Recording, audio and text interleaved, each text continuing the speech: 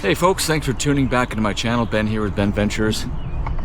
And on today's adventure, I'm in the city of Burnaby, British Columbia. Particularly, I'm going to a place called Deer Lake Park.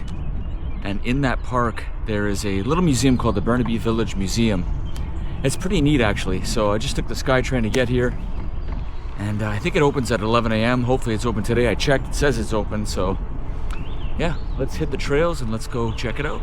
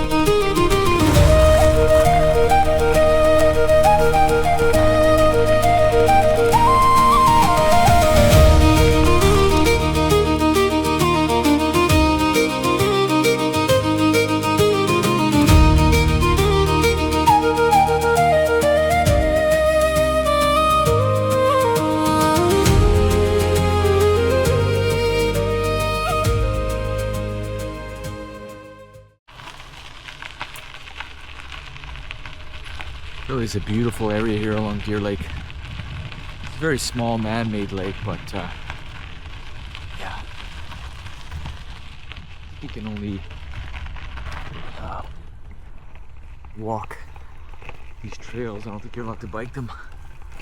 So I'm just gonna turn around and kind of go through this little shortcut here and see what's over here. But the restaurant behind me, which is right here, it's called the Heart House. Decent food, and they have weddings there all the time. In fact, it looks like they're setting up for a wedding right now. But I'm gonna sort of check to see what's through here. And again, I don't think I can bike along this trail. I think it's just for walking only. But I'll show you guys the lake itself. It's quite nice. It's nice.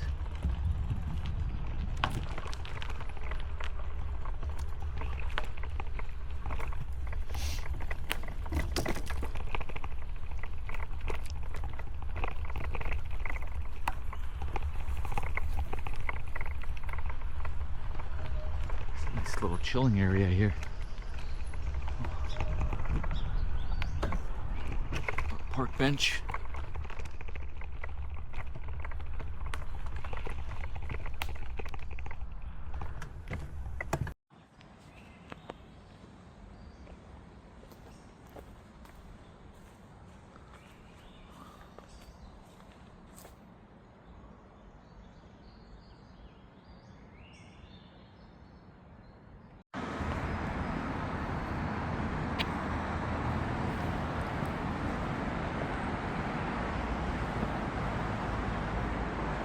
Alright, so I made it to the Burnaby Museum, or Burnaby Village Museum, and I was expecting to pay. Apparently it's free. So I just walked on in. I felt like I was breaking the law or something. No, it's free. So I'm going to walk around here and I'm going to give you guys some information about this museum. Check it out. Today we're stepping back in time as we explore one of British Columbia's most fascinating historical attractions, Burnaby Village Museum. Nestled in the heart of Burnaby, this open-air museum recreates life in a small Canadian community during the 1920s. Walking through these streets feels less like visiting a museum and more like entering a living time capsule. From the sound of an old carousel to the smell of freshly baked goods and the sight of vintage storefronts, every corner tells a story about how people once lived, worked, and connected with each other. Today I'm going to take you through the village, building by building, sharing some of the history and atmosphere that make this place so special. As we first enter the village, one of the most eye-catching attractions immediately stands out, the beautiful vintage carousel. The carousel is more than just a ride. It's a symbol of childhood joy from another era. With hand-painted horses, classic music and bright lights, it captures the magic of early amusement parks. You can almost imagine families from the 1920s gathering here on a summer afternoon, children laughing while their parents watch nearby in their Sunday's best. Moving deeper into the village, we begin to notice how carefully every detail has been recreated. Wooden sidewalks line the streets, old-fashioned street lamps stand tall, and the architecture reflects a time when communities were built around local businesses and neighborly connection, rather than shopping malls and smartphones. One of the first important buildings we come across is the general store. Back in the early 20th century, the general store was the center of everyday life. It wasn't just a place to buy supplies, it was where people gathered to share news, discuss politics, and to catch up with neighbors. Inside, shelves are stocked with vintage products, old tins, glass bottles, and handmade goods that remind us how different shopping once was. There were no giant supermarkets back then. Most people bought only what they needed, and many products were locally made. Next, we arrive at the blacksmith shop. This building represents one of the most important trades of the era. Before mass production and modern factories took over, blacksmiths were essential members of the community. They forged horseshoes, repaired tools, built hardware, and created countless everyday items by hand. Can you imagine the heat, sparks, and the sound of the hammer striking steel echoing through the shop as the blacksmith worked long hours shaping metal into practical tools for the town? Nearby, we find the old schoolhouse. Stepping inside feels like entering a completely different world compared to modern classrooms. Rows of wooden desks face a chalkboard at the front of the room. Education in the 1920s was strict, disciplined, and often very formal. Many children walked long distances to school every day, and classrooms frequently combined multiple grades together in a single room. Teachers were highly respected, and lessons focused heavily on reading, arithmetic, penmanship, and discipline. As we continue through the village, we come to the church. Churches were not only places for worship, but also community gathering spaces where weddings, funerals, social events, and important meetings took place. In many small towns, the church was the heart of the community life.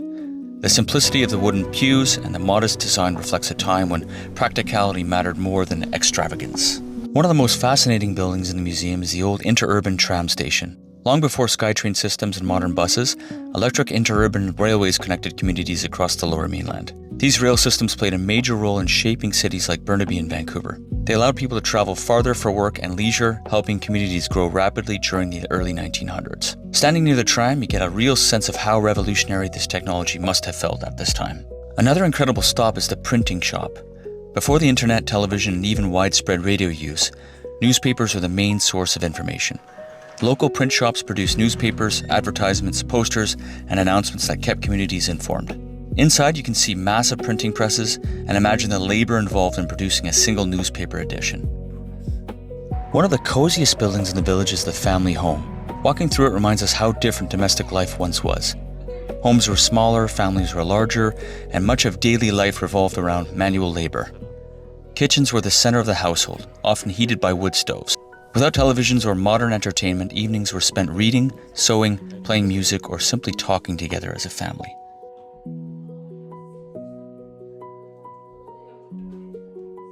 The museum also includes a Chinese herbalist shop, which tells an important story about the immigration and culture diversity in British Columbia. Chinese Canadians played a major role in building communities across the province despite facing severe discrimination and hardship. As we walk farther through the village streets, it becomes clear that places like this are about more than old buildings. They preserve the stories of ordinary people, workers, families, immigrants, teachers, shopkeepers, and children, whose lives built the communities we know today.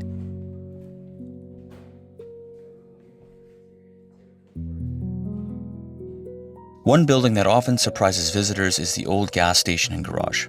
Early automobiles were becoming more common in the 1920s, and they completely changed transportation and city design. Mechanics quickly became essential workers as more people embraced cars. Looking at the vintage pumps and tools gives us a glimpse into the beginning of the automobile age, long before modern highways and electric vehicles transformed transportation again.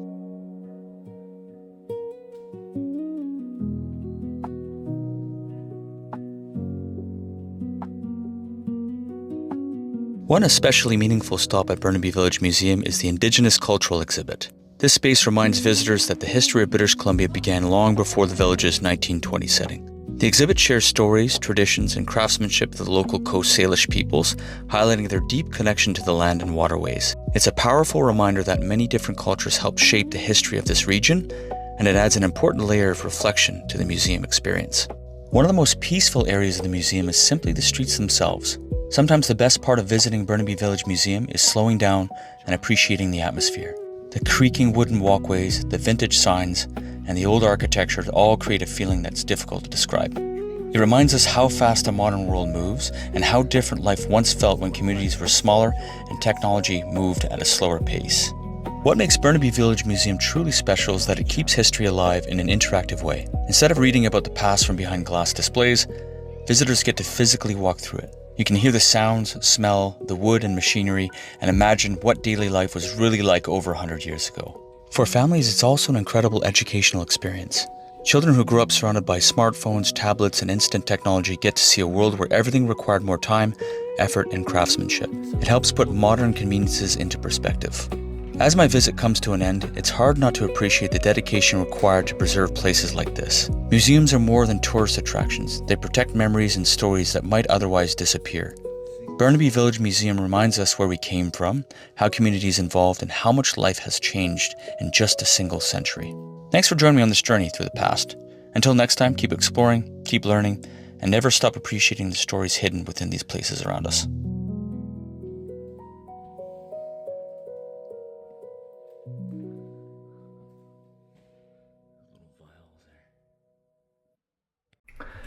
So the city of Burnaby strongly believe that people should go into these museums at no cost, just to show the history of these cities.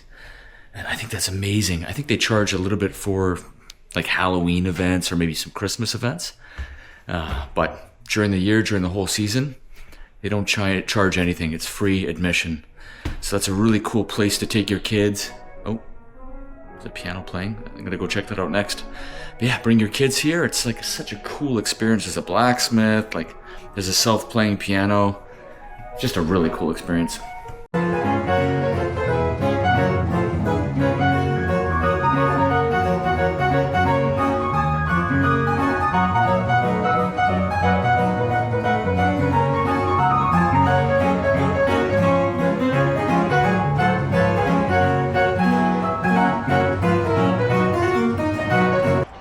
So adorable to see the kids walking around asking questions.